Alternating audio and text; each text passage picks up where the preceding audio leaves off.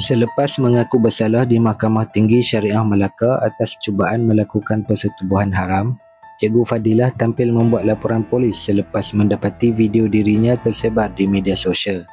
Guru wanita berusia 31 tahun itu dilaporkan tidak berpuas hati dengan penyebaran video berkenaan yang dianggap mencemarkan maruahnya. Ketua Polis Daerah Alor Gajah Superintendent Asy'ari Abu Samah mengesahkan menerima laporan tersebut dan memaklumkan siasatan telah dibuka mengikut Seksyen 509 Kanun Keseksaan serta Seksyen 233 Akta Komunikasi dan Multimedia 1998. Bagaimanapun, pihak polis belum dapat menjejaki video berkenaan kerana dipercayai telah dipadam dari telefon bimbit berkenaan. Dalam masa yang sama, pihak polis tidak menemui kesalahan berunsur pornografi di dalam telefon pintar milik abang CCTV dan wiring setelah siasatan awal dilakukan.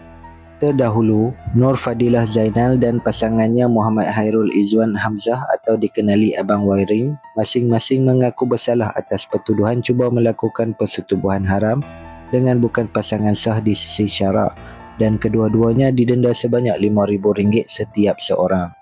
Difahamkan, kedua-dua individu itu sudah berkahwin dan masing-masing mempunyai anak di mana perbuatan itu dilakukan di sebuah rumah di Taman Bukit Emas, Alor Gajah pada 28 Februari lalu. Kes ini mengundang perhatian ramai kerana turut membabitkan penyebaran video yang dikatakan berkait dengan perbuatan tersebut.